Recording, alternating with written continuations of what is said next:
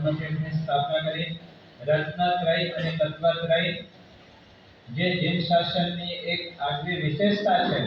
દેવ તત્વ, ગુરુ તત્વ અને ધર્મ તત્વ, દર્શન, જ્ઞાન અને ચારિત્ર, આ 6 તત્વ એવા છે જેને જૈન શાસનની એક આગવી વિશેષતાની અંદર એમને બેસાડી દીધા છે।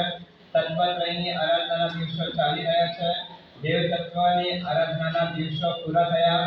ગુરુ તત્વની આરાધનાના દિવસો ચાલી રહ્યા છે અને ગુરુ તત્વની અંદર મહત્વમાં મહત્વનો અને મૂળભૂતમાં મૂળભૂત કોઈ પદ હોય તો તે સાધુ પદને બતાવે છે। આ ગુરુ તત્વની અંદર જેને છેલ્લો સ્થાન આપવામાં આવેલો છે એવો સાધુ પદ એક એવો પદ છે કે જે ગુરુ તત્વની અંદર મૂળભૂત અને મહત્વમાં મહત્વનો આ પદ છે। જો ગુરુ તત્વ છે ને એક આપણે વિચારી લઈએ, ગુરુ તત્વ એક એવો તત્વ છે, આચાર્ય પદ એટલે કે પંચ પરમેશ્વરીની અંદર જેને સેન્ટરમાં કેન્દ્ર બિંદુમાં સ્થાન આપવામાં આવે છે, બરાબર છે। પંચ પરમેશ્વરીના સેન્ટરમાં કોણ છે? આચાર્ય પદ છે। હવે ગુરુ તત્વની અંદર આચાર્ય, ઉપાધ્યાય અને સાધુ આ ત્રણ તત્વને ગુરુ તત્વની અંદર સમાવેશ કર્યો છે। એ ગુરુ તત્વની અંદર સેન્ટરમાં કોને મૂક્યા છે? ઉપાધ્યાય ભગવાન, એક બાજુ આચાર્ય છે, બીજી બાજુ સાધુ છે, સેન્ટરમાં ઉપાધ્યાય પદને મૂક્યા છે। અને હવે જોજો કે નવ પદની અંદર સેન્ટરમાં સેન્ટર જો કોઈને સ્થાન આપવામાં આવ્યો હોય તો તે સાધુ પદને આપવામાં આવેલો છે। 4 પદ એક બાજુ છે, બીજા 4 પદ બીજી બાજુ છે અને સેન્ટરની અંદર સાધુ પદને મૂકવામાં આવેલો છે। એનો અર્થ એ થાય છે કે આચાર્ય, ઉપાધ્યાય અને સાધુ એ કોઈના અપેક્ષાએ સેન્ટરની અંદર છે, એના વિના ધર્મ તત્વને દેવ તત્વ ચાલી શકતો નથી। એટલો મહત્વ જે ગુરુ તત્વને આપવામાં આવ્યો છે। સાધુ પદની આરાધના કરવાની છે ત્યારે સાધુ પદ એટલે પંચ પરમેશ્વરીની અંદર પ્રવેશ કરવાનો આ દ્વાર છે। શું છે? વાત સમજાણી? પંચ પરમેશ્વરીની અંદર પ્રવેશ કરવા માટે સાધુ પદ એ દ્વાર છે। પંચ પરમેશ્વરીમાં કોઈ પણ આત્માને આ પ્રવેશ કરવો હોય, સમાવેશ થવો હોય તો સૌથી પહેલા એને ક્યાં આવવું પડે છે? સાધુ પદની અંદર આવવું પડે છે। એટલે એવા સાધુ પદની આપણે આરાધના કરવા માટે તૈયાર થયા છે ત્યારે સાધુ વિના કોઈ પણ આત્મા આચાર્ય કે ઉપાધ્યાય બની શકતો નથી। જેને પણ આચાર્ય બનવું હોય, જેને પણ ઉપાધ્યાય બનવું હોય પહેલા શું બનવું પડે? સાધુ બનવું પડે। સાધુ બન્યા વિના કોઈ આત્મા આચાર્ય પદ પર આવી શકતો નથી। સાધુ બન્યા વિના કોઈ આત્મા ઉપાધ્યાય બની શકતો નથી કે આચાર્ય કે ઉપાધ્યાય પણ બનવું હોય તો પહેલા તો સાધુ થવું પડે। આચાર્ય અને ઉપાધ્યાય એ તો ડિગ્રીઓ છે, પણ વ્યક્તિઓ જ ન હોય તો ડિગ્રીઓ કોને મળે? વ્યક્તિ હોય તો કોઈને ડિગ્રી મળે ને, પણ વ્યક્તિઓ જ ન હોય તો ડિગ્રી કોઈને મળતી નથી। તેમ આચાર્ય અને ઉપાધ્યાય એ ડિગ્રી છે, પણ સાધુ જ ન હોય તો ડિગ્રી કોઈને મળી શકતી નથી। સાધુ જ્યારે સાધુતાની સાધના કરતા કરતા ઉચ્ચ ભૂમિકા પ્રાપ્ત કરે, એ સાધુ જ્યારે સૂત્ર અને અર્થના જ્ઞાતા બને, એ સાધુ જ્યારે આગમના ઊંડા અભ્યાસી બને ત્યારે એ સાધુને સાધુ પદ ઉપરથી એને ઉપાધ્યાય પદ ઉપર પ્રતિષ્ઠિત કરવામાં આવતો હોય છે। કે ઉપાધ્યાય બનવું હોય તો પણ પહેલા તો સાધુ બનવું પડે અને એ જ ઉપાધ્યાય ભગવાન જ્યારે વધુને વધુ યોગ્યતા પ્રાપ્ત કરતા જાય, વધુને વધુ ધર્મ પ્રભાવક બનવાની ભૂમિકા ઉપર પહોંચતા જાય ત્યારે એ ઉપાધ્યાયને આચાર્ય પદ ઉપર આરૂઢ કરવામાં આવે છે।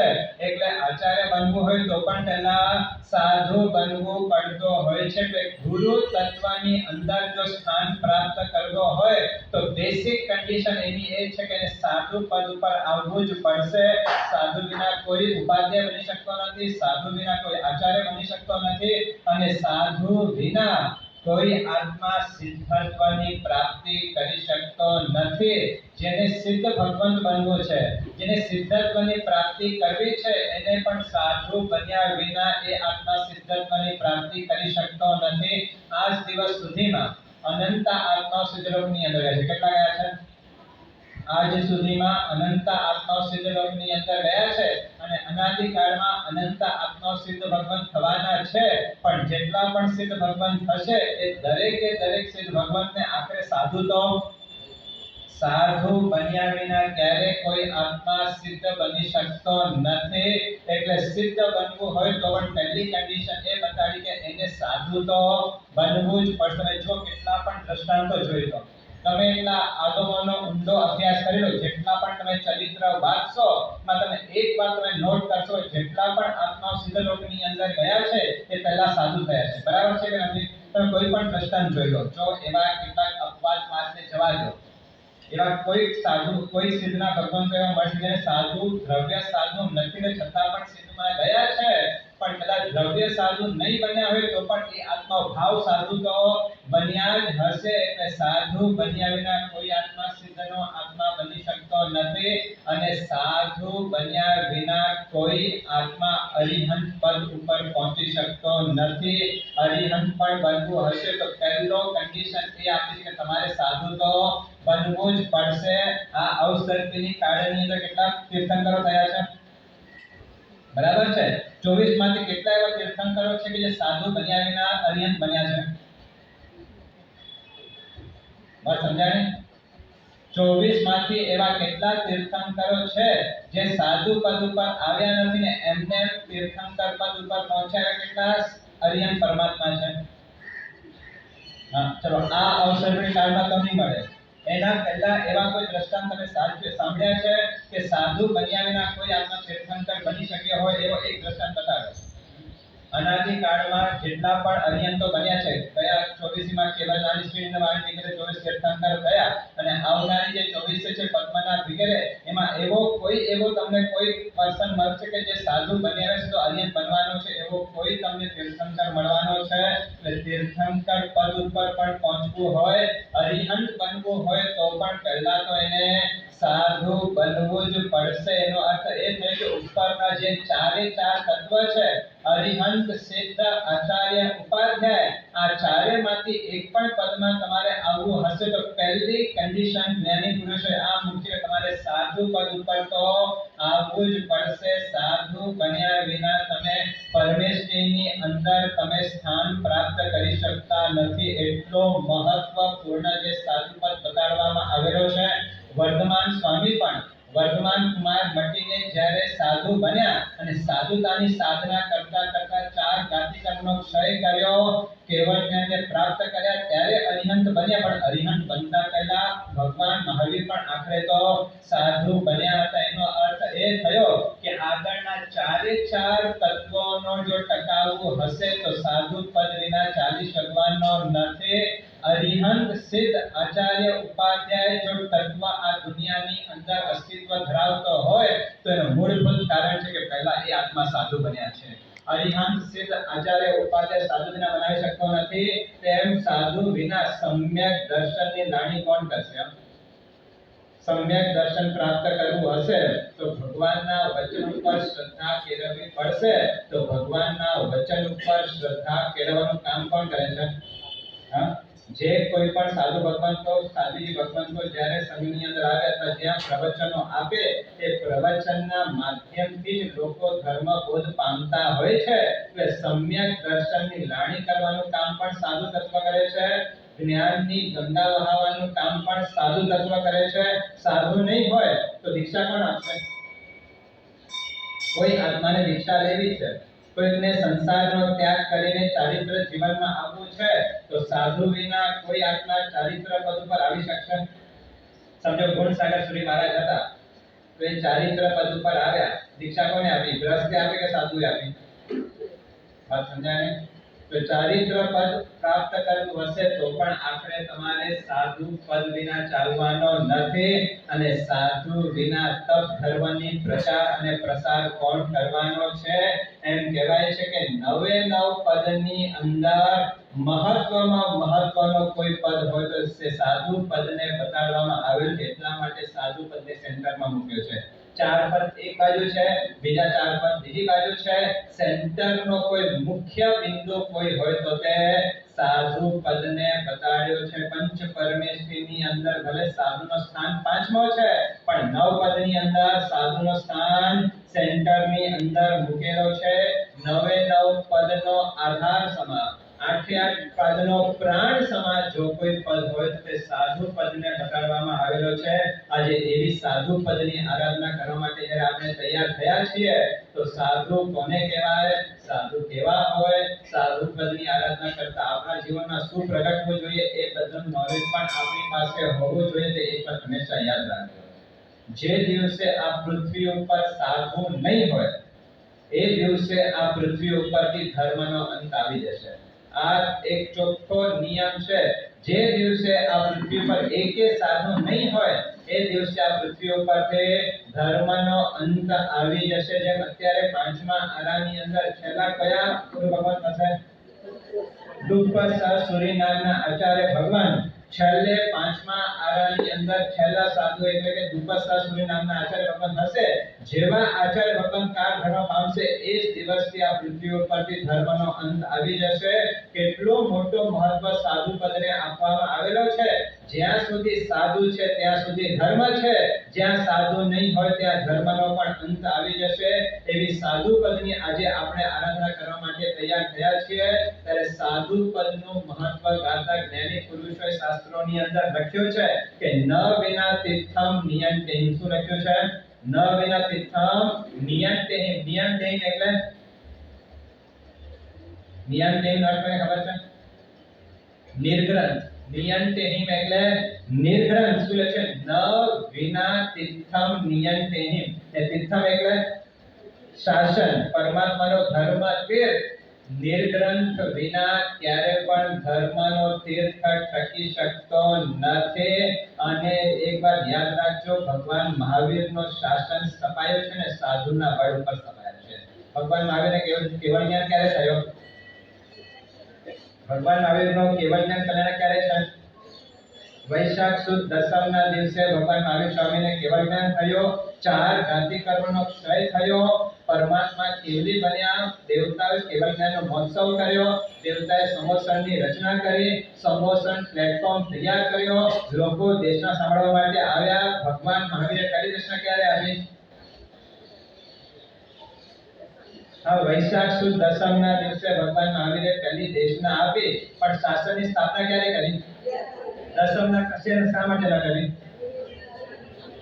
કોઈ આત્મા સંસારનો ત્યાગ કરીને સાધુ બનવા માટે તૈયાર ન થયો, માટે ભગવાન મહાવીર સ્વામીએ ધર્મ તીર્થની સ્થાપના નથી કરી. દસમના કેવળ જ્ઞાન થયો. દસમના કેવળ જ્ઞાનની ઉજવણી થઈ. દસમના સમોસણની રચના થઈ. દસમની અંદર પરમાત્માએ દેશના આપી. છતાં પણ ભગવાન મહાવીરે ધર્મ તીર્થની સ્થાપના ન કરી. પાછળનું કારણ કોઈ આત્મા સાધુ ન બન્યા માટે ધર્મ તીર્થની સ્થાપના ન કરી. અને વૈશાખ સુદ 11ના દિવસે જ્યારે ઇન્દ્રપુત્રી ગૌતમ વગેરે ભગવાન મહાવીરના ચરણોમાં પોતાનું જીવનનું સમર્પણ કર્યું. એટલા માટે ભગવાન મહાવીરે ધર્મ તીર્થની સ્થાપના. એનો અર્થ એ થયો કે ભગવાન મહાવીર સ્વામીનો શાસન સ્થપાયું છે સાધુના બળ ઉપર, અને ભગવાન મહાવીરનું શાસન ચાલે છે સાધુના બળ ઉપર. આજે સાધુ પદની આરાધના કરવાની છે. તો સાધુ કોને કહેવાય? સાધુ એટલે શું?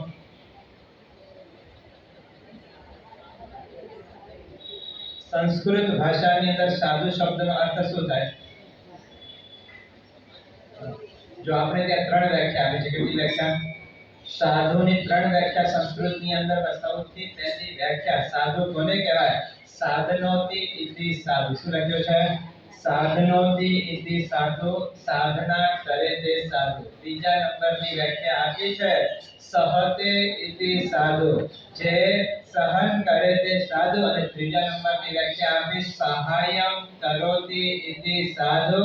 જે મોક્ષ માર્ગના આરાધકને મોક્ષ માર્ગની આરાધનામાં સહાયક બને એનું નામ છે સાધુ. 3 વ્યાખ્યા. સૌથી પહેલી વ્યાખ્યા કઈ આપી છે? સાધનોતિ ઇતિ સાધુ. જે સાધના કરે તે સાધુ. કોની સાધના કરવાની છે? તો દેહ ભાવથી ઉપર ઉઠીને આત્મ ભાવમાં સ્થિર થવાની સાધના કરે એનું નામ છે સાધુ. દેહ ભાવથી ઉપર ઉઠીને આત્મ ભાવમાં સ્થિર થવાની સાધના કરે તે સાધુ. દેહાધ્યાસ છોડવાનો જે પ્રયત્ન કરે એનું નામ છે સાધુ. આજે સમગ્ર દુનિયા દેહ અને ઇન્દ્રિય ઉપર ચાલી રહી છે, ત્યારે દેહને પડતો મૂકીને આત્માને પ્રધાનતા માનીને જે આત્માની સાધના કરે એનું નામ છે સાધુ. આજે એવા સાધુ પદની આરાધના કરવા માટે આપણે તૈયાર છીએ. તમે જુઓ, આજે દુનિયા ખૂબ વિકસિત થઈ ગઈ છે. દુનિયાની અંદર ખૂબ ટેકનોલોજી વધી ગઈ છે, પણ ટેકનોલોજીનો વધારો શેમાં થયો છે? શરીર ઉપર કે આત્મા ઉપર? સાધનો શેના વધ્યા છે? આત્મા પ્રાપ્તિના સાધનો વધ્યા છે કે દેહને ભૌતિક સુખો મળે એની ટેકનોલોજી વધી છે કે આત્માની પ્રાપ્તિ તેની ટેકનોલોજી વધી છે? આજે રોજના જીવનની અંદર રોજ સવાર થાય કોઈક ને કોઈક નવી તત્વનો આવિષ્કાર થાય છે, કોઈક નવા સાધનો બહાર આવે છે, પણ જેટલા પણ સાધનો હશે એ આખરે દેહને લગતા હશે, આત્માને લગતા કોઈ આવિષ્કારો આ ટેકનોલોજી કરી શકતી નથી. આજે આખી દુનિયા જ્યારે દેહની પાછળ પહોંચેલી છે ત્યારે સાધુ શું કરે છે? દેહ ભાવથી ઉપર ઉઠીને આત્મ તત્વની સાધના કરવાનો જે પ્રયાસ કરે એનું નામ છે સાધુ. આજે આ સાધુ પદની આરાધના કરવા માટે આપણે તૈયાર થયા છીએ. પહેલા નંબરની વ્યાખ્યા આપી, સાધના કરે તે સાધુ. બીજા નંબરની વ્યાખ્યા, સહાય કરે તે સાધુ. ત્રીજા નંબરની વ્યાખ્યા, સહતે ઇતિ સાધુ, જે સહન કરે તે, જેને પણ સાધના કરવી છે ને એને સહન કર્યા વિના ચાલશે નહીં. સહન કર્યા વિના ક્યારેય કોઈ સાધના થઈ શકતી નથી. જેને સાધના કરવી છે એનો પહેલો નિયમ છે કે સહન કરવાની ભૂમિકા ઉપર પહોંચવું પડે. તો જરૂર શું હતી? એ કાકરદીના ધનના અંગારનું નામ સાંભળ્યું છે? બે ધનના અંગાર થઈ ગયા. કેટલા? એક કયા ધનના અંગાર? એક ધનના શાલીભદ્રની જે જોડી હતી તે, અને બીજા એક શાલીભદ્ર બન્યા છે કાકરદીના ધનના અંગાર. સુખશીલતાની અંદર ઉછરેલા, કોટ્યાધી પતિને ત્યાં જન્મેલા અને દોમ સુખ સાહેબીની વચ્ચે જીવેલા આજે ધનના અંગારને યાદ કરવાની જરૂર છે કે કરોડપતિ વ્યક્તિને ત્યાં જેનો જન્મ થયેલો છે, ભયંકર સુખના સાધનોની વચ્ચે જીવન પસાર કરેલો છે, એવા ધનના અંગાર જ્યારે સાધુ બન્યા, ભગવાન મહાવીરના સંપર્કમાં આવ્યા અને વિચાર થયો કે સાધના કરવો એ માનવ જીવનની સાર્થકતા છે, અને એ ધનના અંગાર સાધના માર્ગની અંદર આવી ગયા. સંસારી ધનના મટીને ધનના અંગાર બન્યા, અને જેવા ધનના અંગારે ભગવાન મહાવીરના ચરણોમાં જીવનનું સમર્પણ કર્યું, પહેલા જ આદર્શ એને એ સ્થાપિત કર્યો કે હવે હું સાધુ થયો છું તો હવે મારે સાધના કરવાની છે. એટલે દીક્ષા લીધી એ જ દિવસથી ધનના અંગારે પોતાના જીવનની તપ સાધનાની પ્રારંભ કર્યો, તપ સાધનાની શરૂઆત કરી. દીક્ષા લીધી એ દિવસથી સ્વર્ગવાસ થયો એ દિવસ સુધી છઠના પારણે છઠ કરવાનો અને ભીષ્મ અભિગમ જે આત્માએ લીધેલો હતો. આજે ઓમ રીમ નમો લોય સવ સામણમ બોલો ત્યારે ધનના અંગારને યાદ કરજો કે કેવી સુખશીલતાની અંદર ઉછળેલા એ ધનના અંગાર અને કેવી કઠોરતાની મૂર્તિ સમા બનેલા ધનના અંગારને આજે યાદ કરવાની જરૂર છે. છઠના પારણે છઠ કરવાનો જેને અભિગ્રહ લીધેલો, એટલે એનો અર્થ એ થયો કે 2 દિવસ ક્યારે ભેગું વાપરવું નહીં. બરાબર છે ને? છઠના પારણે છઠ કરે એટલે 2 દિવસ વાપરવાનું આવે નહીં.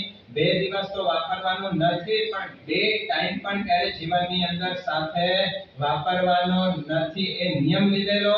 છઠના પારણે આંબિલ કરે એટલે પારણાની અંદર પણ એકાશનું નહીં, વ્યાસનું નહીં, પણ આંબિલથી જ પારણું કરે, એટલે કે વિગયનો જેમને ત્યાગ કરેલો હતો. આજે મહાત્માને યાદ કરજો. જે વ્યક્તિ આવા ભયંકર ઐશ્વર્યના સાધનોની વચ્ચે જીવન જીવતો હોય એને અભિગ્રહ શું લીધો? છઠના પારણે છઠથી મારે મારા આત્માનું કલ્યાણ કરવાનો છે, અને છઠના પારણે આંબિલ કરવાનો. અને આંબિલની અંદર પણ ક્યારેક વિચારજો, ધનના અંદરે વિચાર કર્યો કે આજ દિવસ સુધીમાં ઘણું ખાધું પીધું છે, હવે સાર્થક ધર્મની આરાધના કરી લેવાની. આજ દિવસ સુધીમાં આ દેહને ખૂબ સુખશીલતામાં મૂકી છે, હવે એ દેહને મુશ્કેલીની વચ્ચે મૂકીને પણ પ્રસન્નતાની અનુભૂતિ કરવા દો. આ આદર્શ સાથે ધનના અંગારે પોતાના જીવનમાં તપ ધર્મની અંદર જંપલાવ્યો છે. છઠના પારણે છઠ, અને પારણું પણ આંબિલથી કરવાનો. અને આંબિલ પણ કેવા ખબર છે? હા, જો આજના આપણા જે આંબિલ છે ને એવા આંબિલ એકાશનામાં એના કરતા વધારે આઈટમ આંબિલની અંદર હોય છે. તમને ખબર છે પહેલા ભાત અને પાણીથી આંબિલ નતા થતા, એની વાત જવાય છે. પણ પહેલા જમાનાની અંદર આંબિલ કેવા હતા? અલુણા હતા. અને અલુણા એટલે હવે થાય હા કે પછી એટલે બહુ અલ્પ સંખ્યામાં આપણે એવા આંબીલો જોવા માટે મળશે કે જે પહેલા જમાનાની અંદર આંબીલો થતા હતા અલુણા આંબીલ, જેની અંદર નમક પણ ન નાખવામાં આવે એવા દ્રવ્યથી આંબીલ કરવાનો એ જમાનાનો સમય હતો. હવે જીવનમાં સમયમાં પરિવર્તન આવ્યો, હવે દુનિયા બદલાણી, એટલે થોડા બધાના વિચારો બદલાણા, એટલે હવે આંબીલ થાય છે, લુણા આંબીલ થાય છે કે નમક સાથેના આંબીલ. તમને ખબર છે નમક ને શું કીધું ખબર છે? સબરસ કીધું. શું કહેવાય? બધા રસોનો માલિક કોણ છે? આ નમક છે. નમક તમારા રસોઈમાં ન હોય તો વાપરજો રસોઈ. આંબીલ કરવા મુશ્કેલ છે એવા આંબીલ લાવતા, જેવા આજના આંબીલ છે એ ધનના અંગારના આંબીલની વાત આવે છે કે ધનના અંગારે પોતાના જીવનમાં કેવી તપ સાધના જીવનની અંદર કરેલી છે. છઠના પારણે 2 ઉપવાસ થઈ ગયેલા હોય અને 2 ઉપવાસના પછી એ આત્મા ગોચરી વરવા માટે નીકળે. ક્યારે નીકળે તો ત્યાં શબ્દ લખેલો છે કે ગોચરી વરવા માટે ક્યારે નીકળે તો મધ્યાહન સમય થઈ ગયો. એટલે મધ્યાહન એટલે લોકો જમી પરવારીને ઉઠી ગયા હોય, લોકોના રસોડા ચોખ્ખા થઈ ગયેલા હોય, હવે જે ઘરની અંદર જે વધઘટ રસોઈ પડેલી હોય, જે કૂતરાઓ વગેરે ગાયોને આપવા માટે જે રસોઈ પડેલી હોય અને એની અંદર પણ આંબીલમાં ખપે, આંબીલમાં કલ્પે એવી ગોચરી શું મળે?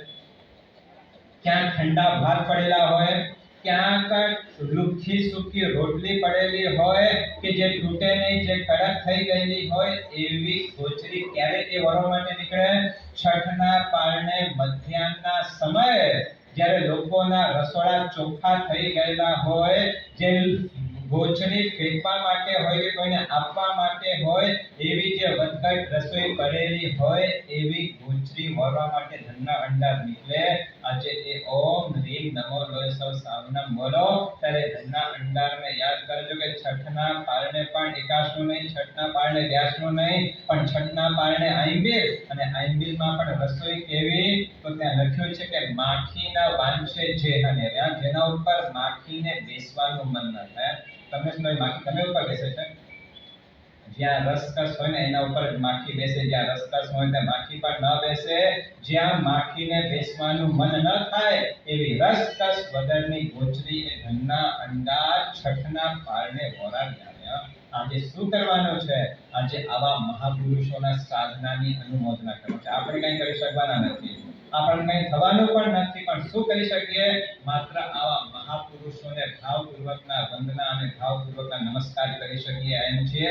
આજે ઓમ રીમ નમો લોય સૌ સાવનમ બોલો ત્યારે આહાર સંજ્ઞાન ઉપર વિજય પ્રાપ્ત કરનારા, આહાર સંજ્ઞાના વિજેતા એવા ધનના અંગારને આજે યાદ કરી લેજો. તમે જમવા માટે બેસો, તમે રોજ તમને જે જોઈએ એવી રસોઈ ઘરની અંદર તૈયાર થતી હોય છતાં પણ 17 જાતના નકશા તમે કરતા હો છો.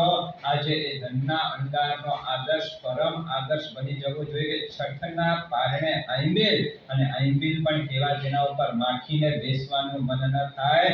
જમતા જમતા જો આ મહાપુરુષ નમસ્કાર કરશો તો જમતા જમતા પણ કર્મબંધ નહીં થાય, પણ જમતા જમતા કર્મોની નિદ્રા આત્મા કરી બેસશે.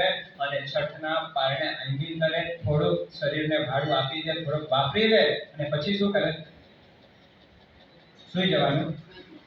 હા, જો જે તપ કરે છે એને ખબર છે એક ઉપવાસ થાય અને પછી જ્યારે પારણું થાય પછી શું હાલત થાય?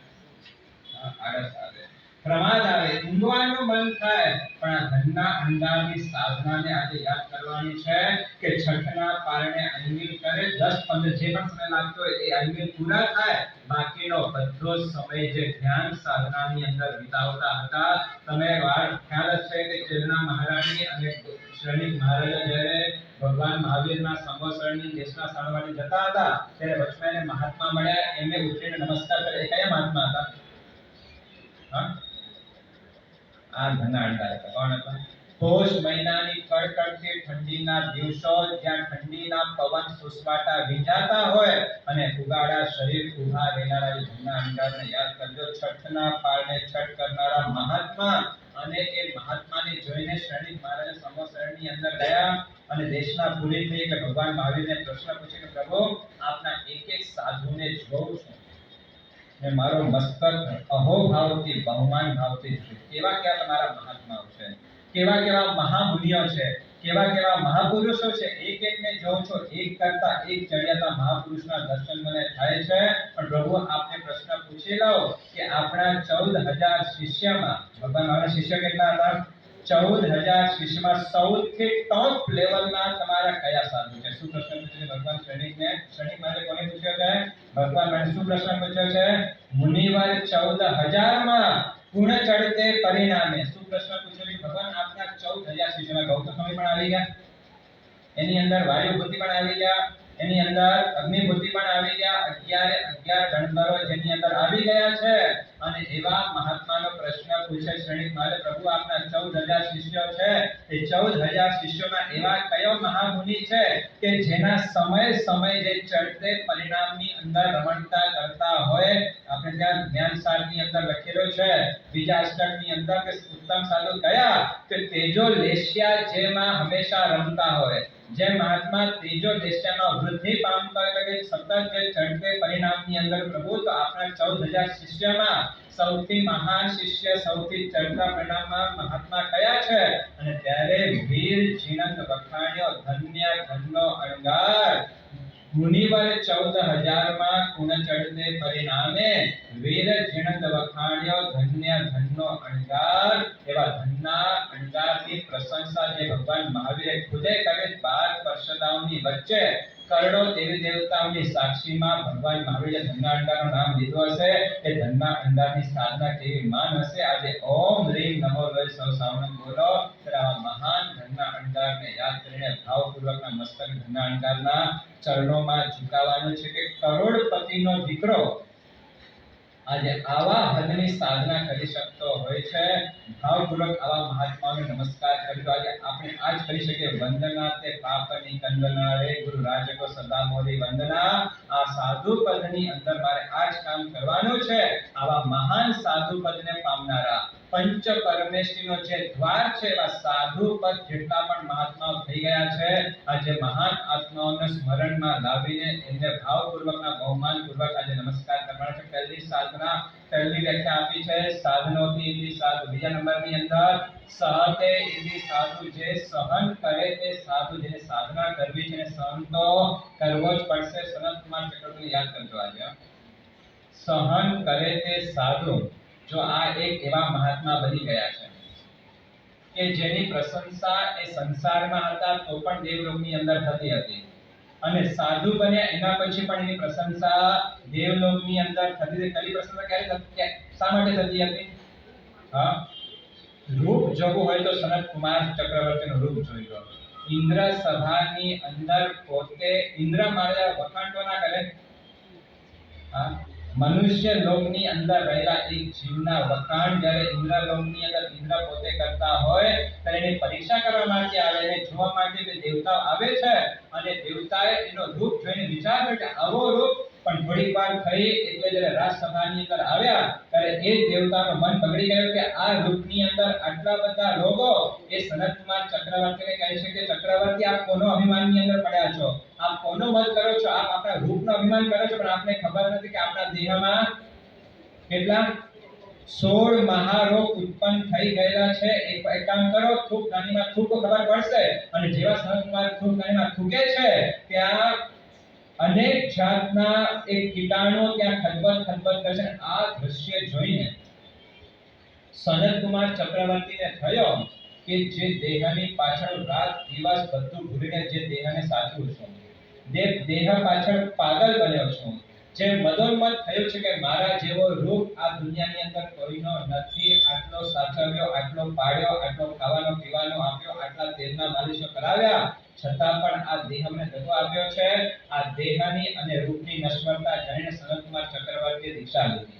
અને દીક્ષા લીધા પછી સાધના ઉપર સાધના કરતા ગયા. સાધુતાની સાધના કરતા કરતા કરતા એમ કહેવાય છે કેટલા વર્ષ એમને સાધના કરી? ખ્યાલ છે? 700 વર્ષ. કેટલા?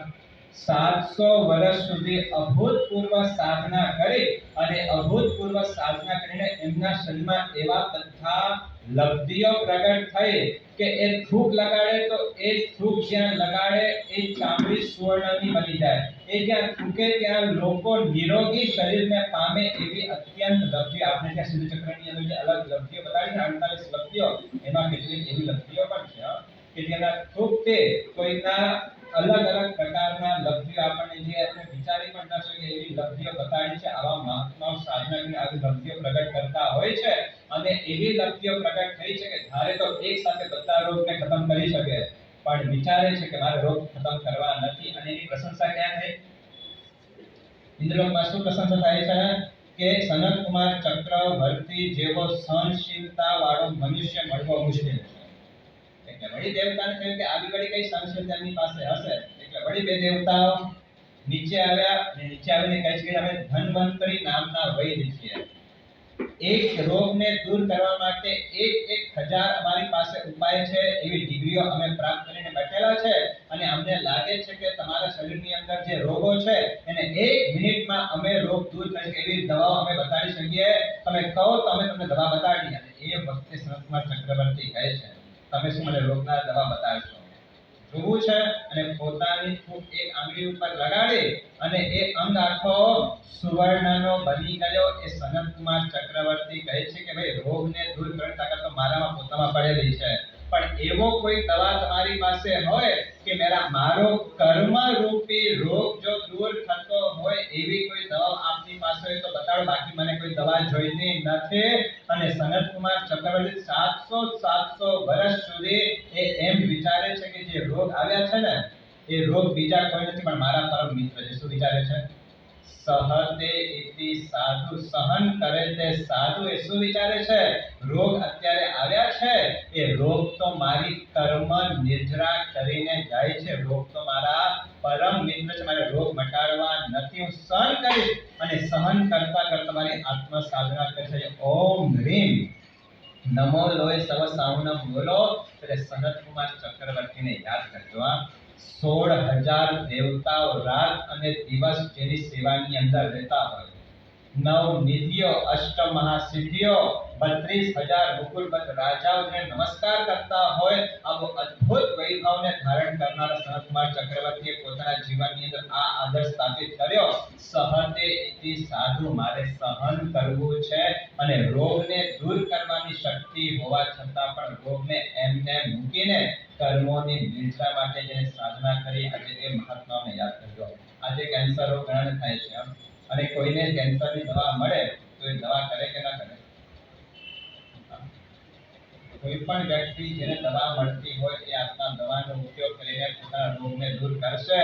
પણ સનતકુમાર ચક્રવર્તીએ આ ભાવના રાખી કે સહતે સાધુ, મારે સહન કરવું છે. અને ત્રીજા નંબરની વ્યાખ્યા બતાડી છે સહાયમ કરોતિ ઇતિ સાધુ. જે મોક્ષ માર્ગના આરાધકોને મોક્ષ માર્ગની અંદર જોડવાનું કામ કરે અને હેલ્પફુલ બનવાનું કામ કરે એનું નામ છે સાધુ. આજે એવા સાધુ ભગવંતને યાદ રાખજો. એક વાત યાદ રાખજો, ગમે તેવા કષ્ટો સહન કરવા હોય ને, એ કષ્ટો આપણને કષ્ટો ન લાગે એવી ભૂમિકા ઉપર પહોંચવું હોય તો એને એક જ ઉપાય છે. કષ્ટો તમને કષ્ટો તો જ નહીં લાગે જો સહવર્તીઓનો પ્રેમ તમારી સાથે હશે. તમારે સમજાય છે? તમે ઘરમાં રહો છો, તમે સંસારમાં રહો છો, કેટલા વિઘ્નો, કેટલા કષ્ટો, કેટલા મુસીબતો તમારા દરેકના જીવનની અંદર આવતા હોય છે પણ જે વ્યક્તિઓ પાસે પોતાનો પરિવારના સદસ્યનો પ્રેમ હશે, હું હશે, એને કષ્ટો પણ કષ્ટરૂપ નહીં લાગે. એ કષ્ટોને પણ ક્ષમતા ભાવથી સહન કરીને દિવસો પસાર કરશે. પણ જેને સહન કરવું હશે એનો પહેલો કન્ડિશન છે કે સહવર્તીનો પ્રેમ જોશે. અને સહવર્તીનો પ્રેમ ક્યારે મળશે? તમે જ્યારે કોઈકને સહાયભૂત થશો ત્યારે. આ માત્ર વ્યાખ્યાઓ માત્ર સાધુ જીવનની નથી પણ તમારા સંસારની અંદર પણ તમારા સંસારને સુખરૂપ જો ચલાવવું હોય તો એના આ બધા પાયાના ગુણો બતાડ્યા છે. તમે તમારા ઘરની અંદર જે સદસ્ય રહો છો તો એકબીજાને હેલ્પફુલ બનશો. ના એ કામ હું કરીશ, આ કામ હું કરીશ, તો તમારા ઘરમાં જ ક્યાંય તમારે બહાર બગીચાઓની અંદર ફરવા માટે જવા માટે જરૂર નહીં પડે. તમારું ઘર પોતે બગીચો બની જશે. તમારું ઘર પોતાનું ગાર્ડન બની જશે. ક્યાંય બહાર શાંતિ મેળવવા માટે જવાની જરૂર નહીં પડે. પણ આ ક્યારે બનશે? જ્યારે હેલ્પિંગ નેચર, ત્યારે સહાયક બનવાનો. આ ઘરમાં ઝઘડા શા માટે થાય છે? એક એ કહે છે કે હું કામ નથી કરતી, એટલે હું કામ નહીં કરવા. કામ ન કરવાના માટે ઝઘડા થાય છે. ક્યારેક કોઈ કામ કરતું હોય એ ઘરમાં ઝઘડા થાય. ઝઘડાનો મૂળ કારણ એ છે કે એકબીજાને સમજી શકતા નથી, એકબીજાને સહાય કરવાની ભાવના નથી. માટે તો આજે એક લગ્ન થાય એમાં કેટલા ધુમાડો થાય છે? કરોડોનો. અને છૂટાછેડા થાય ત્યારે આટલા ધુમાડા કર્યા બાદ પણ આપણે તો કઈ લાભ થતો નથી. આટલો ધુમાડો કર્યો છે તો એનો કામ વણિક છો ને, એનો લાભ તો કઈ મળવું જોઈએ ને. આટલો ધુમાડો કર્યા પછી પણ જો લાભ થતો ન હોય તો ધુમાડો કરવાનો કોઈ અર્થ નથી. આટલો ધુમાડો કર્યા બાદ જો આ વિચાર હોય કે હું જ્યાં જાઉં છું ત્યાં મારે હેલ્પફુલ બનવું છે, જ્યાં જાઉં છું ત્યાં સહાયકપણું મારે કરવું છે, આ ભાવ જો જીવનની અંદર હશે તો ઘર નંદનવન બન્યા વિના રહેશે નહીં. ત્રીજી વ્યાખ્યા બતાડી છે સહાયમ કરોતિ ઇતિ સાધુ, જે સહાય કરે તે સાધુ. આજે નંદીસન મુનિને યાદ કરજો. કયા નંદીસન મુનિ? હા, વૈયાવચ પ્રેમી એવા નંદીસન મુનિને યાદ કરજો. આ નંદીસન બીજા કોઈ ખબર છે કોણ છે? શ્રી કૃષ્ણના પિતા જે વસુદેવ હતા ને, એ વસુદેવ ત્યાં નંદીસન મુનિ છે. જે ગર્ભભાવની અંદર બધા જ અંગો વાંકા હતા. જ્યારે 18 અંગે જે વાતો વ્યક્તિ એ જંપાપાત કરવા માટે જાય છે, કોઈ ગુરુ ભગવાનનો સહયોગ મળ્યો, ભાઈ આ રીતે જંપાપાત કરવાથી કર્મ નહીં થાય, એટલે સાધના કરી લે. અને સાધના ગુરુ ભગવાનના સાનિધ્યમાં એમને પોતાના જીવનની અંદર સાધુતા જીવન સ્વીકાર કર્યો, દીક્ષા અંગીકાર કરી. હવે જ્ઞાન ચડતો નથી એટલે ગુરુ એટલું જ કીધું કે ભાઈ જો જ્ઞાન નથી તો કઈ વાંધો નહીં, પણ સાધુ જીવનને જો સફળ બનાવવું છે, સેવા ગુણ વૈયાવચ ગુણને આત્મસિદ્ધિ કરી લો. અને જો ગમે એટલા ગુણો હશે, કોઈ ગુણને અપ્રતિપાતી ગુણ નથી કીધા. વિનય ગુણને પણ અપ્રતિપાતી ગુણ નથી કીધો, જ્ઞાન ગુણને પણ અપ્રતિપાતી ગુણ નથી કીધું, પણ વૈયાવચ ગુણને અપ્રતિપાતી ગુણ. અપ્રતિપાતી એટલે આવ્યા પછી ક્યારે જાય નહીં એને અપ્રતિપાતી કહેવાય. અને જેના જીવનમાં એક વખત વૈયાવચનો ગુણ પ્રગટ થઈ જશે, એ ક્યારે પણ એના જીવનમાંથી વૈયાવચનો ગુણ જશે નહીં. અને વૈયાવચના કારણે કેટલાય આત્માઓ પોતાનું આત્મકલ્યાણ સાધે છે, કેટલાય આત્માઓ વૈયાવચ કરતા કરતા મોક્ષ સુખની અંદર પ્રાપ્ત કરી ગયા છે. આ નંદીસેન મુનિ, એ જ નંદીસેનનું નામ બરાબર છે ને? હા, એ નંદીસેન મુનિ સાધુ જીવન જીવતા હતા. અને એક નિયમ લીધો, કોઈ પણ સાધુ બીમાર પડે તો એની વૈયાવચનો લાભ મારે લેવો, મારે વૈયાવચ કરવી છે. અને કેટલી વૈયાવચ કરતા કરતા એની પ્રશંસા ક્યાં થઈ? તો મનુષ્ય લોકના લોકો પ્રશંસા કરે મોટી વાત નથી, પણ એ પ્રશંસાના ગુણો ક્યાં ગવાય છે? દેવલોકની અંદર ગુણો ગવાય છે. અને વળી બે દેવતાઓ, તો દેવતા પણ છે ને અમુક ઈર્ષ્યાળુ હોય છે. એ કોઈની પ્રશંસા સાંભળી ન શકે, એ પોતાની જાતને ઇન્દ્ર માનતા હોય છે. એટલે બધાને કઈ બધું પચે નહીં. જો બધાને કઈ સારી વસ્તુ પચતી નથી, બધાને કઈ સારા સમાચાર પચતા નથી, તો આ દેવતાને પણ સારા સમાચાર પચ્યા નહીં. એને તો કે આવું કઈ હોઈ શકે? આપણે પરીક્ષા કરી અને નીચે ઉતર્યા. અને નીચે ઉતરીને બે સાધુનો રૂપ લીધો. એક ગરડા સાધુ જે બીમાર છે એક જગ્યા ઉપર રહેલા છે, અને બીજા સાધુ હવે બની આવ્યું કે એ નંદીસેન મુનિ પોતે વાપરવા માટે બેઠા છે. અને હજી એ વાપરવા માટે બેસને કોળીઓ મુખની અંદર મૂકે એના પહેલા તો એક દેવતા આવે છે કે ખાવરા, લોકો વાત કરે છે કે તું બહુ વૈયાવચ પ્રેમી છે, આ સાધુ બિચારો બીમાર પડ્યો છે, તને ખાવાની સૂજે છે. એને કઈ ખબર નથી કે કઈ બન્યું છે. જેમ તેમ બોલે છે અને તરત જ આ નંદીસેન મુનિ હજી કોળીઓ હાથમાં નીચે મૂકે છે, હાથ ધોઈને નીકળે છે. અને જ્યાં એ મહાત્મા બીમાર પડેલા છે ત્યાં વૈયાવચ થઈ શકે એમ નથી. એટલે કોઈ સારા મકાનમાં લઈ જવા માટે એને ખભા ઉપર ઉચકે છે. જેને કોઈ ઓળખતો નથી, જેની કોઈ ઓળખાણ નથી, જેનો કોઈ પરિચય નથી, એવા મહાત્માને ખભા ઉપર બેસાડીને એ આત્મા એને જ્યારે વૈયાવચના સ્થાન ઉપર લઈ જવા માટે નીકળે છે, ત્યારે દેવતાઓ તેજાબ જેવો કંઈક પદાર્થ મૂકે છે. ભયંકર પીડા થાય, પણ આવી પીડાની વચ્ચે પણ મારો ધર્મ છે કે મારે વૈયાવચ કરવી છે. અને કોઈ પણ જાતની દુર્ગંધા કર્યા વિના એ મહાત્માઓને ત્યાં લઈ જાય છે, વૈયાવચ કરે છે. અને આ દ્રશ્ય દેવતાની સાચી વાત છે કે ઇન્દ્રલોકની અંદર જે વ્યાખ્યા થઈ છે ખોટી નથી. સહાયમ કરે તે સાધુ, આ મહાત્મા સહાય કરવા વાળા છે. અને આવા મહાત્માઓની પ્રાપ્તિ જૈન શાસ્ત્રને થયેલી છે. આજે એક એક મહાત્માઓના દર્શન કરો અને એક એક મહાત્માઓના જીવનનું સમર્પણ કરો કે આવા મહાત્માએ આવી સાધના કરી છે. તો સાચો શ્રાવક કોને કહેવાય? સાધુ બનવાની ભાવના રાખી, પણ કદાચ સાધુ ન પણ થઈ શકતો હોય, પણ સાચો શ્રાવક એ જ કહેવાય જેના હૃદયની અંદર સાધુતા રમતી હોય, જેમાં સાધુ થવાના ભાવ આવતા નથી, એ હકીકતની અંદર શાસનની અંદર નથી. મારી વાત સમજાય છે? આ મારી વાતો નથી. જેને સાધુ થવાના ભાવ આવતા નથી, એ હકીકતની અંદર શાસનની અંદર નથી. સાધુ થવું અલગ વસ્તુ છે, પણ સાધુ ન થઈ શકતો હોય છતાં પણ મનમાં સાધુતા રમતી હોય એ સાચો શ્રાવક કહેવાય. આજે ઓમ લીમ નમો લોય સવ સામનો બોલો ત્યારે આ પહેલા જમાનાના સાધુ ભગવાન થઈ ગયા. આજે પણ કેવા મહાન સાધુ ભગવંતો આપણા આ જૈન શાસનની અંદર જોવા માટે મળતા હોય છે. એક એક સાધુ ભગવંતને આજે નજર સમક્ષ લાવીને આપણે એ જ કરવાનું છે. દોષ દ્રષ્ટિને બાજુ ઉપર મૂકીને ગુણ દ્રષ્ટિમાં આપણે આવી જવાનું છે. દરેકની અંદર ક્યાંક ને ક્યાંક દોષ તમને જોવા માટે મળશે, પણ જો દોષ જોવા માટે જઈશું તો ગુણને જોતા આપણે રહી જઈશું. અને આપણે ત્યાં 18 પાપસ્થાનકમાં પર પરિવાર એક પાપસ્થાનક બતાવ્યો છે ને, શા માટે આપણે પાપના ભાગીદાર બનીએ? જ્યાં સદગુણ છે એ સદગુણને લઈને આપણે આપણા જીવનને સદગુણ વાળો બનાવીએ. અને સાધુ પદની આરાધના કરતા કેટલા મહાત્માઓ છે. તત્વરક્ષિત સાગરજી લગભગ 1700 થી 1801 ધારા આવી ગઈ. 1700 કેટલા વર્ષ થયા? 5-6 વર્ષ. 6 વર્ષ નોન સ્ટોપ એંગલ તપ કરનારા લગભગ 75 to 80 યર્સની એમની કઈ મોટી ઉંમર હશે. અને જ્યારે પણ એ સાધના કરતા હોય એંગલની અંદર, પણ એંગલ કર્યા સુવાની વાત નહીં, સતત કા માળા કરવાની, સતત કા જાપ કરવાનો, સતત કા ધ્યાન અભ્યાસ કરવાનો. કોઈ મહાત્મા આવ્યા હોય તો સતત પડી રહ્યા પ્રતિક્રમણ જે કંઈ વૈયાવચનું કામ કરવાનું હોય એ દરેક વૈયાવચનું કામ કરનારા એ આજે એ તત્વરક્ષિત સાગરજીને યાદ કરજો. આટલી મોટી ઉંમરની અંદર પણ આવી સાધનાઓ જીવનની અંદર કરે છે.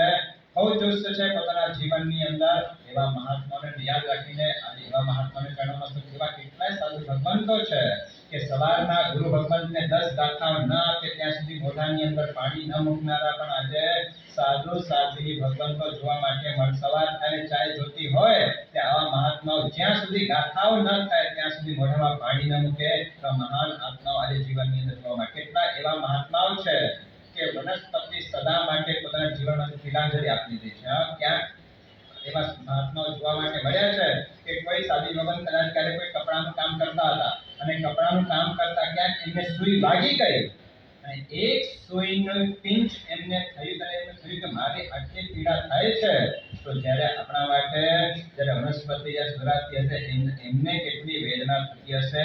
અને એ ભાવ ધારા સાથે કેટલાય મહાત્માઓએ પોતાના જીવનની અંદર આ જીવન વનસ્પતિનો ત્યાગ કરીને પોતાનું પવિત્ર જીવન જીવનારા આજે પણ મહાત્મા જોવા માટે મળે છે. આ બહુરત્નાની વસુંધરાની કેટલાય રત્નો આ દુનિયામાં છે આપણને ખબર નથી પડતી, પણ આજે એવા ઓમ રીમ નમો લોય સવ સાવનમ બોલતા આજે જે સાધના કરનારા સાધુ ભગવાન છે, સહન કરનારા સાધુ ભગવાન છે, સહાય કરનારા સાધુ ભગવાન છે, એ બધાને યાદ કરીને આજે મહાન આત્માઓને ભાવપૂર્વકના વંદના કરવાના છે. આચાર્ય ભગવાન કવિન્દ્ર સાગર સુરી મહારાજ સાહેબ એમનો ચાતુર્માસ લગભગ 2007 ની અંદર સામુદાયિક ચાતુર્માસ ગુણોદય સાગર સુરી મહારાજ સાહેબનો સંયમ જીવનનો 50મો વર્ષ હતો અને એમની એજનો 75 વર્ષનો એમનો એક કાર્યક્રમ હતો. એના નિમિત્તે પાલીતાણા સામુદાયિક ત્યાં ચાતુર્માસ કરાવ્યો હતો. સાધુ સાધ્વી પણ હતા અને શ્રાવક શ્રાવિકાઓ પણ હતા. એ વખતે ઘણી વાર કવિન્દ્ર સાગરજી આચાર્ય બે આચાર્ય પછી ઘણી વાર ભગવાનનું સ્થાન આવે, પણ એ ઘણી વાર ભગવાન પોતાના વર્ષી તપની અંદર લગભગ એ વખતે 15 થી 17 સાધુ ભગવંતો ત્યાં વિરાજમાન હતા. પોતે ઘણી વાર હોવા છતાં પણ વૈયાવચ ગુણને જેમને પોતાના જીવનની અંદર સ્થાન આપેલો, એ વૈયાવચ એટલે કે વર્ષી તપની અંદર નાના સાધુઓની ગોચરી પોતે ઓરવા માટે ગયા. પોતાના વર્ષી તપ અને એની વચ્ચે નાના સાધુ 17, તમે જો આ 17 ખાના હોય ને એની ગોચરી અને પાત્રના લાવે. ક્યારે જોયા છે કોઈ મહાત્માઓને? આ જોડી જ્યારે જે હાથમાં પકડતા હોય ને ત્યાં નિશાળતા આવી જાય, ત્યાં નિશાન પડી જાય, આટલો વજન એક હાથ ઉપર હોય, પણ આવા 17 થી 20 સાધુ ભગવંતોની ગોચરી એક પોતે વરિષ્ઠ ઘણી વરે વરો માટે જતા હોય, આજે ઓમ રીમ નમો લોય સૌ સાવનમ બોલો, ત્યારે આવા મહાત્માઓને યાદ કરવાના છે. વળી આવો છું આજે પણ તમે જો આચાર્ય છે ને, કોઈ ઝાડુ હાથમાં લઈ લે, આચાર્ય કોઈ દંડાસન હાથમાં લઈ લે, અમે બેઠા હોય અને ખબર પણ ન હોય, ક્યાંક એમ લાગે કે અહીંયા બરાબર સ્વચ્છતા નથી, તો પોતે સ્વચ્છતા કરવા માટે બેસી જાય. આવો વૈયાવચનો ગુણ જે આત્મા સિદ્ધ કરેલો છે, કઈક મહાત્માઓ આજે આ દુનિયાની અંદર આપણને જોવા માટે મળે છે. બસ આપણા જીવનમાં ગુણ દ્રષ્ટિને પ્રધાનતા લાવીને એ બધા જ મહાત્માઓને ભાવપૂર્વકના વંદના આપણા જીવનની અંદર કરી. આપણે સાધના નથી કરી શકવાના, આપણે સહન નથી કરી શકવાના, આપણે સહાય નથી કરી શકવાના, પણ શું કરી શકવાના છીએ? આવા મહાત્માઓની અનુમોદનાને વંદના કરી શકવાના છીએ. બસ આજે સાધુ પદની અંદર ક્યારે પણ આપણા જીવનમાં કોઈ સાધુની નિંદા ટીકા ન થાય એની ખાસ તકેદારી રાખજો, અને જેટલા મહાત્માઓ છે એના ગુણોને જોઈને ભાવપૂર્વક વંદના કરીને સાધુ પદના દિવસને આજે આપણે આપણા જીવનમાં સાર્થક બનાવીને હું પણ એક દિવસ સસને ही प्यारा रे संयम कब ही मिले, આ સંયમ મને ક્યારે મળે, આવે ભાવ ધારા સાથે સાધુ પદની અંદર પછાડ